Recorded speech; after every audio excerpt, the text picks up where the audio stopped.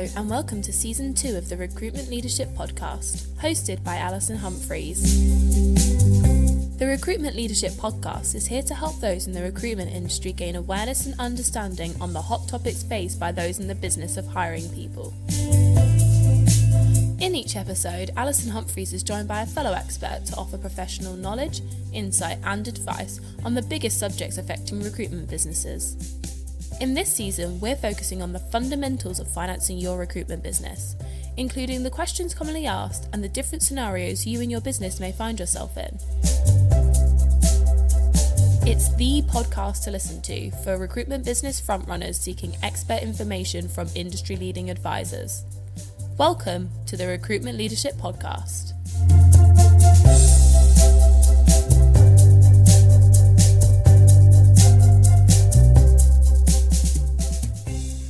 Hello and welcome to this third episode in Season 2 of the Recruitment Leadership Podcast. Thank you for joining us. I'm Alison Humphreys and I'm joined again today by Nick Russell. Nick, hello. Good morning. Nick is Commercial Sales Director of Sonovate, and this episode is geared at more substantial recruitment businesses who may be a little bit further along their development curve. So it might be that you've got more than 50 heads. Some of the listeners may even be directors or owners of businesses who might have a business event in their sights, by which I mean an exit, an MBO, a trade sale, for example. Nick, if we can start there, I encounter a lot of surprisingly large businesses who in fact are wildly non-compliant and they don't even know. A lot of that is around the compliance involved in their contractor workforce or temporary workforce, but not exclusively. And it can be a really big issue once you get involved in due diligence, for example, but also has an impact on financing. So what have you come across in terms of problems with larger businesses when you get involved in the financing discussion? I think, firstly, the reason why it happens, and I concur with you that it definitely does happen, is that recruitment companies can scale and grow very, very quickly, especially contract ones from a turnover perspective, because the contractor's cost of sale obviously is within that invoice. And in some of the sexy sectors like AI and cybersecurity and the IT and tech related worlds, obviously there can be really, really high day rates and really, really juicy margins that mean that a contract company can very quickly go from a handful of runners to 40, 50, 60 without even knowing and beyond. And by virtue of the fact that both the consultants and often the business owners of a recruitment company who will have been consultants somewhere in a previous life are in essence sales people who are turned on by growth and bottom line, I think they often fail to comply or to check that their contracts are watertight, are robust, are up to date, or are even in use. For example, at Sonovate, on both our micro company product, but also our capital product, which is designed for the larger, more sophisticated companies who just want funding in essence. We do stipulate that we see their contracts because it's a legally binding piece of engagement with their client. If you bought a house from somebody, you would have a contract, wouldn't you, to ensure that you then own that house. So from a funding perspective, in answer to your question, it can cause disputes. So like you said before, it's never a problem until it's a problem. The problem actually gets bigger and bigger behind the scenes as you grow, because if you've got a handful of contractors out, it's a smaller problem than 100 contractors out with one client if a problem arises. And if there is a dispute and your terms aren't relevant, up to date, protect you, or if they're not in existence as well, then in theory they don't have to pay. Yeah. In fact, just thinking about one company that I worked with last year, they had in the regions of about 50 contractors, out working with a household name end client, and they had assumed that as their household name client hadn't asked them any questions about their compliance, that there wasn't a problem. Now, when I identified that they were on very tricky ground as far as getting paid was concerned, if there was a dispute, they felt a bit hamstrung, because in order to put it right, they would have to go and replace all the contracts with the workers and with the client that governed those assignments, and that would mean in a very public way, saying to the client, we're vulnerable, we got it wrong, and de facto we didn't know what we were doing. So they went through a kind of embarrassing process to put things right. It all worked out eventually, okay, but it could have been, a less scrupulous client could have been really willing to take advantage of that scenario. Have you had anything like that happen? Yes, we have, because when conducting the credit control, there's things like we ask for the purchase order numbers, etc. And we also say as good housekeeping, before you engage with any client or contractor, ensure that you've got an applicable contract in place and that you understand it. So from a credit control perspective, when we've had clients who are disputing payment for whatever reason that may be, the worker hasn't got a signed timesheet, etc., in essence it's all backed up by the contract. And we have had it where clients have threatened, not executed, but threatened that they don't have to legally pay. Now, they often do, because clearly the contractors will be taken off site if they didn't pay, and they need those contractors, so there is a kind of mutual understanding. But from a legal perspective, it's quite worrying. Sonovate, for example, stipulate that we have to see your contracts, or you can use our own contracts as well, which obviously we've had written up by our lawyers. But it's an area of concern that a lot of agencies don't check that regularly. Yeah. Now, for any of our listeners who didn't hear the last episode, Nick, you made a really good point about the increasing prevalence of purchase order systems and the need to get that purchase order number right at the outset of an assignment or permanent contract. Credit referencing. And we also touched on how valuable it can be to use good templates, for example, to make sure that when you're placing contractors that you are asking the right questions to find out if the assignment is inside or outside IR35. So anyone who's interested in knowing more about that, please go back and listen to episode 2. But we're not just talking about admin here, are we? We're talking about what will hit recruiters, their staff, and in particular the business owners in their pocket. It's due diligence, Alison. It's like we as a financier have to conduct due diligence on our prospects and the agencies that we look to fund. An agency engaging with a client and a contractor should conduct their own due diligence. Get your terms checked. Have you got terms? If you have, when did you last change them? It's housekeeping, isn't it? Like you said, when you work with a client, you want to ensure that they're creditworthy and that they can be funded. You want to ensure that you've got your PO so that you can invoice. Otherwise, you can't invoice without a PO. Therefore, the funder can't fund your invoice. Therefore, the contractor won't get paid. And then if there is a dispute, and there always will be disputes, even with contract recruitment, which contradicts what I've said about how robust that timesheet audit trail becomes, there will always be disputes. And especially, albeit you wouldn't expect it from a household name, but if you're dealing with clients that aren't as familiar and maybe aren't as creditworthy, then definitely ensure that your contracts completely back you up, and that the liability isn't with you, and that they can't avoid payment. Clearly, if your contractor doesn't do the hours that they were meant to work, they're not going to pay. But if they do, you need to be belt and braces.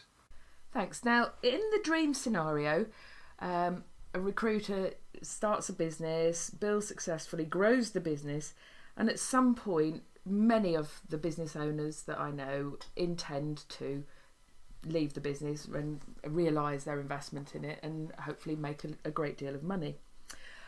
In my experience, at least, a lot of business owners underestimate how much preparation is required for a successful exit, particularly if they're going to achieve the kind of multiples that they want. And to time that so that the economic environment is right as well, so that there's lots of buyers around, so that the multiples are high, and that they can show 3 years of consistent growth. So when an opportunity comes along, it makes sense for a business owner to make sure that their business is already shipshape.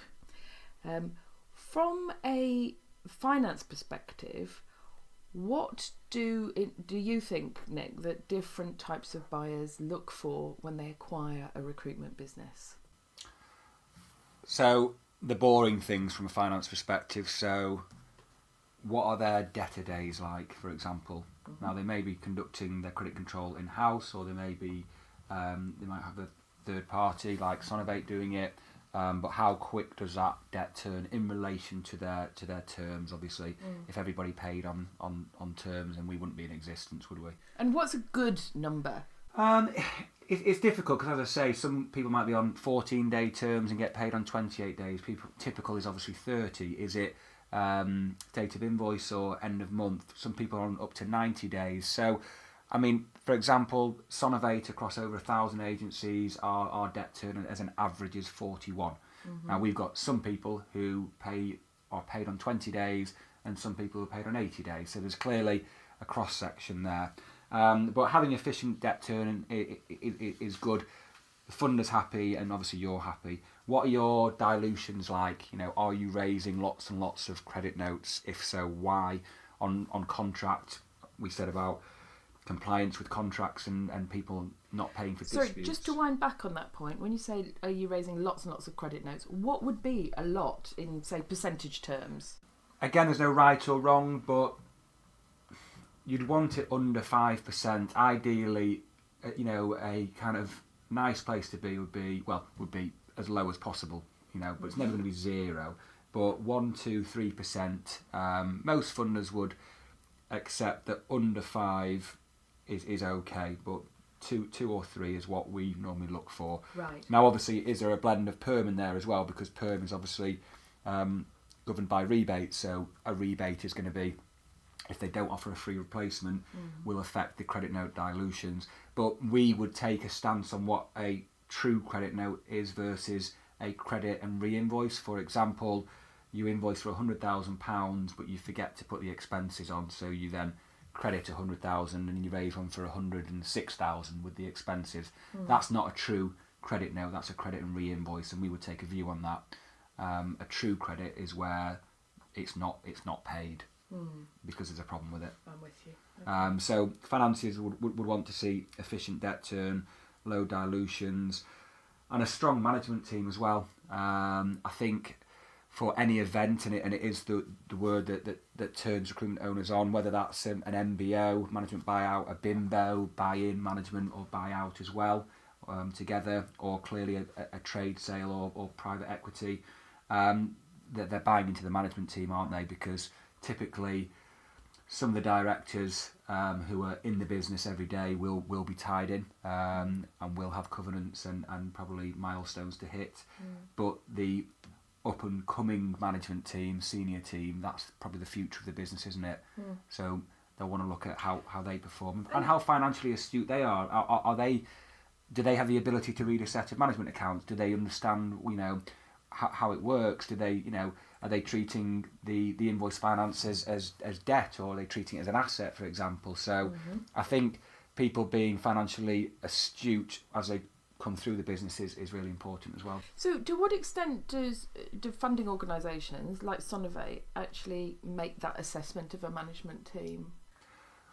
Well, we deal with the FDs, the FCs, and the operational stakeholders in the business, and clearly we send them financial information based on their ledger, and clearly we want financial information from them to check that they're adhering to, they're up to date with their VAT and their PAYE, for example, the solvency of the business, so looking at their management accounts, their bank statements. It's their money, so we're not concerned what you're spending it on. We just want to ensure that you've got money to spend, if that makes sense, that you're doing the right things within the business. But we want to have a good working relationship with the ops team in a business, because we're funding it, we're doing the credit control. You know, we are an extension of your business. Yeah. Just anecdotally, some of the business owners that I speak to who are perhaps a fair way from a trade sale or some partial sale or an MBO, but I think they perhaps underestimate the centrality of finance to any kind of acquisition or investment, because that's the only reason that anyone else will buy a business is because to make more profit. Yeah. They don't buy them as hobbies. They don't buy them because they love the industry or because they find a market sexy. They buy them to make profit, don't they? And therefore, having that, what you described, that level of financial literacy amongst the leadership team is critical, isn't it? Yeah, absolutely. A lot of the reasons why the bigger agencies use us is that additional 10% funding. When you're getting into the realms of ledgers that are, 1.5, 2, 3, 4 million pounds, what can an additional 10% do for you? It's an additional 150, 200, 300, 400,000 pounds of cash into the business. Now, how are you going to get the highest multiple for your company? And there's lots of discussion around this, but your EBIT needs to be as high as possible, doesn't it? So you're going to have to grow your business as high as possible and scale it to get the EBIT up. And it's obviously different depending on what sector you're in. A lot of people who advise in the IT and professional services sectors say you need a minimum EBIT of 2 million. I don't per se agree with that, but they're saying to get anything north of 6 as a multiple. In the industrial blue collar world, you often see a lot of trade sales happening for a lot smaller companies with low EBITs. But I think that having the working capital to scale as fast as possible, if we're leveraging another 300,000 or 400,000 pounds into your business, how many more people can you employ? How many more offices can you open up? What else can you bring to the business with that cash to grow as fast as possible? So just to be clear about that point that you're making, that what you're saying is that because your company, Sonovate, actually allows people to draw down 100% of their invoice values. Yes. That could be a really sensible switch for some businesses rather than just drawing down, say, 85% or something like that. Absolutely. So typically on a contract side, you get 85, 90. On perm, people will do anything between 60 and 90. Sonovate do 100% on contract. And what are the factors that, if you just take that perm invoicing finance scenario, you say people will do anything between 60 and 90%. What are the factors that influence that? Again, it's credit note dilution, so it's rebates. Who are you placing on perm? Are you placing CEOs, who are unlikely to walk out within 3 months? So they probably have a 6-month rebate on a CEO, or are you placing lower skilled employees who are volatile and are renowned for high staff turnover and will walk out? Therefore, are the rebates prevalent and are they exercised, or will your debtors and clients accept a free replacement? But then how easy is it to actually find the free replacement? So that then means that people don't pay for the invoices, which generates a credit note. If your credit notes are really high on your perm side, you're not going to get a 90% drawdown. If they're low, you might, but it depends on different funders' appetites. A similar thing to the financing side, what's your funding cap? So you might have a debtor book of 2.5 million, but your funding cap is only 2.5 million. So that means you can't draw more than 2.5 million down. So once your debtor book goes in excess of £2.5 million, it's irrelevant what your prepayment percentage is, because you can only have £2.5 million, but your ledger could be 3, it could be 3.5. So I think having a funder that can scale your leveraging of cash with your growth, i.e. can support your growth, is very, very important if you're looking for an event, because the only way you're going to get an event is by growing, really. Yeah. And like you say, the investors or the companies that come in to buy you want to know that scale and growth will continue. Right. So, good example there. You say the only way you're going to sell is by growth. And anybody looking to acquire or invest in a company can easily spot the signs of someone who's pumped up their EBIT by simply massively stripping back costs for 1 year, can't they? Yeah. It's really, really easy to see. But again, obviously they might be brilliant salespeople, but I've talked with directors of recruitment businesses who really underestimate the process of due diligence, and they think that because an interested party hasn't asked them about the terms they've got or the breakdown of their contractors or for example the payment terms, they think they can just talk their way around it and talk to them instead about their sexy brand and what they're doing in terms of candidate attraction. It is unavoidable, isn't it? And nobody wants to buy or invest in a company that has got problems down the line that will need clearing up. No, internal processes, the logistics of how the company functions, like you say, their contracts, their terms, their management team. When a trade sale or an MBO happens, they really, really want to get under the bonnet of these companies, and they'll probably tell the owners things that they're not aware of, because the owners have probably not taken their eye off the ball, but they haven't been engaged in that part of the business. As you know, Alison, when somebody takes the leap of faith and they set up on their own, they actually quite enjoy it because they see every aspect of the business and they're doing everything, aren't they?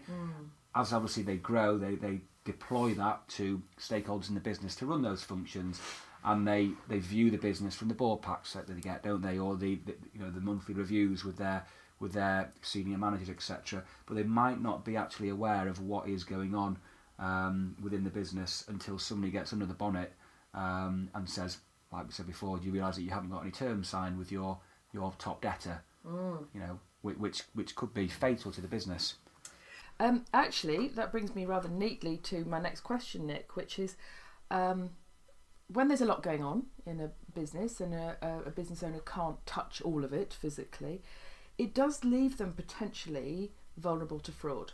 So that fraud can come from different directions, can't it? It can come, possibly worst case scenario, from whoever's actually in charge of your finance internally. You've probably got an FC or even an FD by then. It can come at a smaller level from consultants themselves, knowingly putting through fraudulent placements. And of course, it can come from external scams as well. What, in general terms, what's your advice to recruitment business owners about protecting themselves from fraud? I think it's doing your own frontline due diligence. So the people that have hands-on control in your business, that are raising invoices, that are receiving funds, that are dealing with your bank account, it's obvious, but do you trust these people? Why would you allow, obviously consultants put their placements on their CRM, but we know of agencies where the consultants raise the invoices. How easy is it for a consultant to raise an invoice, put their billings on the board, ring the bell, get paid their commission early because they're factoring perm, for example. Another reason why people factor perm, so they can pay out commission quickly. And the invoice is completely fictitious, and it doesn't even exist. It happens. And sometimes, the sales managers actually create that scenario, don't they, by the pressure they put on people. Desperate people do desperate things, and that's when it happens. Invoice finance, is not renowned, but is exposed to fraud. People can raise fictitious invoices very easy. People can set up companies within hours, can't they? Check who your clients are that you're working with. Check that your contractors are actually contractors. Mobile phones, everybody uses mobile phone now, but check, is there a landline? Maybe not go as far to go to the premises, but just do everything you can in your power to find out that everything within the process of invoicing stacks up. On the smaller side, when recruitment companies set up, you asked about due diligence on another podcast we did with the agency. We want to meet these people. You want to get your KYC, know your customer. Don't just accept a mobile phone number. Check where these people reside. It's the same with bigger recruitment agencies. Ensure that the people who are overlooking and managing your invoicing, your cash, which is everything to the recruitment business, is people that you trust. Yeah, okay. And there's obviously reported in the recruitment trade press occasionally there are scams from people posing as contractors and clients who magically happen to match up. They then slap in a timesheet and it's paid, and then there's no client to invoice. Have you ever come across that with any Sonovate? Yeah, not with Sonovate, but I've known with other funders it's a carousel fraud, so they pay their own debts basically. So yeah, they will get off the shelf companies set up that are very, very similar to the client you think you're dealing with, i.e. Recruitment Leadership Limited. Somebody sets up Recruitment Leadership brackets UK Limited. You might not notice the difference. The contractor presents identification which is bogus, and you haven't checked them out. You haven't checked that their ID versus their proof of address correlates, and they are who they say they are, because people want to get a deal done, don't they, Alison? People want to get their contractors out, signed up, and receive their commission. In the meantime, where it gets scary is the fictitious contractor works for the fictitious client, and the fictitious client pays its debts, and then they place another fictitious contractor. So it's a carousel. So it grows to a point whereby it's worth then committing the crime of not paying, i.e. you get 20, 25 contractors out, for example, and you're getting signed timesheets and the debt's being paid, and lo and behold, the debts are getting paid quickly. That's even sometimes a telltale sign. Why are these people paying dead on 30 days? No one pays dead on 30 days. Do you know what I mean? So due diligence, check all the time. These scams do happen, and with technology now, people, these are professional fraudsters. They know what they're doing. They're targeting companies who maybe don't put as much emphasis on their compliance, for example, which is a word we've used a lot today. It does happen. Be wary. Make sure that you know who you're dealing with on both your contractor and client side. Okay, so we often say to recruiters, just concentrate on making the money. But as a responsible business owner, what I think I would like to say to owners of businesses is quite simply understand what goes on in your finance department, and if it can't be explained to you, ask more questions, because failure to accrue for things like PAYE and so on can lead you into a horrendous situation, and relying on things that haven't been a problem so far isn't going to be good enough if you want to sell your business, is it? Yeah, like we say, to sell your business, often you want to scale quickly. So what are people looking for? So often they're looking for a nice blend of contract versus perm, both on turnover, more so on turnover, and the NFI. It's different per sector and per company, but certainly as a turnover you want contract and perm there. What's your kind of international footprint? Are you exporting? That's a tick in the box. And even more so, what we're seeing more and more companies doing now, have you got foreign subsidiaries, so you've got a global presence? This all costs money, it's all fast paced, and it's all top headline decisions that the stakeholders are making. But in the meantime, they don't go back to basics and just check that Beryl and Doris in accounts are doing what they should be doing, and that the business is as a going concern, working and trading professionally and in the means that you would have wanted it to have traded 10 years ago.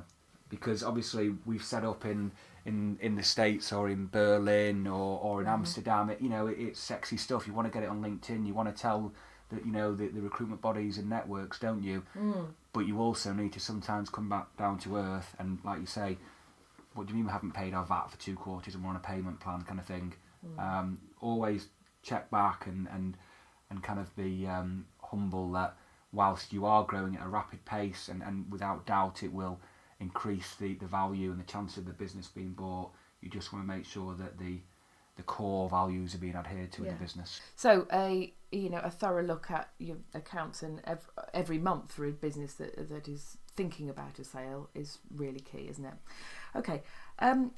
So sometimes as the possibility of a sale or investment becomes more real, business owners want to look at swapping their financing arrangements. What are the signs that they should do that, do you think? Obviously, if they're receiving a poor service, then like any product that you buy, you then look to market, don't you, if you're not getting a good service. But I think really in line with the fast pace of recruitment, if your funder can't provide what you need, so even if their service is fantastic, but they can't provide what you need, i.e. the leveraging of as much funds as the business requires, I think that's a time that maybe you should look to somebody who can address your needs and can inject the amount of working capital that you need to not just continue to trade but continue to grow as well. Mm-hmm. Invoice finance and funders in general are moving on. You know, Sonovate being an example. You know, we operate in a very modern, technology-driven way now. Decisions can be made, and it's not the computer saying yes or no. There are real people behind, obviously, the product, absolutely. But you don't need to be using archaic systems. You need to be using a product that will just allow you to be flexible, and then maybe offers different options to the business. So not just finance, but how can technology improve the business? Can we as the financier tell you about your business? Can we do analytics for you? Can we work with your contractors and provide mechanisms for them, i.e. that the contractor doesn't have to draw down potentially? So there's different ways in which the financier can help you. I think the main thing is, if you're not getting the amount of cash you need, then you're not getting the service you need, are you? Right, okay. And you mentioned there about if the service is poor, but there are some issues that are driven by the recruitment business themselves that mean that the financier can't give them a good service. Just a quick revisit what those are. Yeah, I mean, have you got a well diluted ledger? You know, everybody wants as many clients as possible, but obviously if you're working with a particular client and they're going to give you a lot of work, you're not going to turn it down. A lot of financiers though won't like that. It's called a concentration level. They don't want all your eggs in one basket, or the majority of them in one basket. So that could prohibit your funding. Where you're working, if you're placing abroad, to what level can you do that? The general funding line cap that we discussed about, with that being capped as well. They don't like the direction of your business potentially. You're not. Some funders have really kind of strong covenants in how the business should be performing from a bottom line perspective, covenants on the net worth, etc. You know, quite prohibitive, and sometimes to grow you do have to take a hit on your financials, you know, because you are investing your money. If you had that much money, you wouldn't be using a funding partner, would you?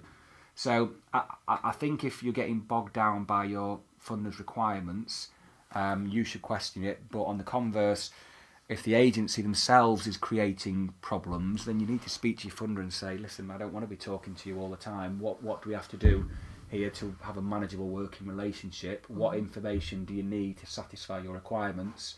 But if it becomes too onerous, then you should seek alternative funding. Okay.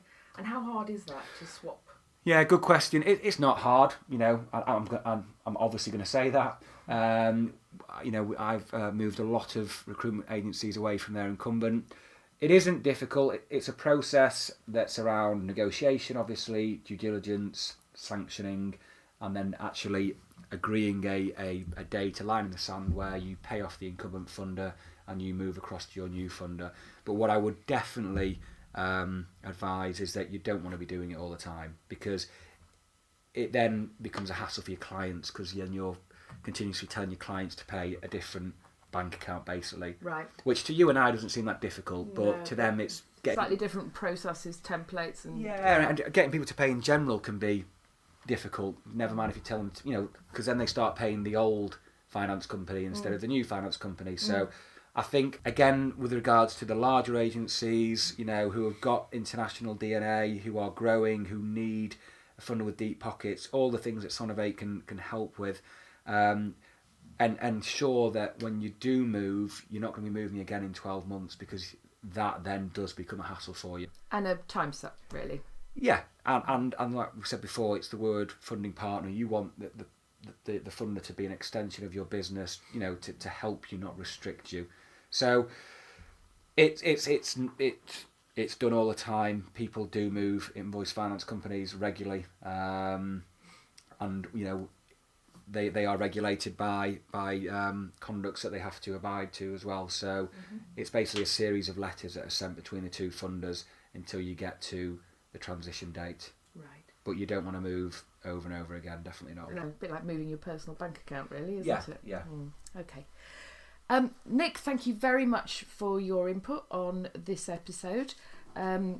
Nick is the Commercial Sales Director of Sonovate, which I note is the UK's fastest growing FinTech and the 12th fastest growing private British business.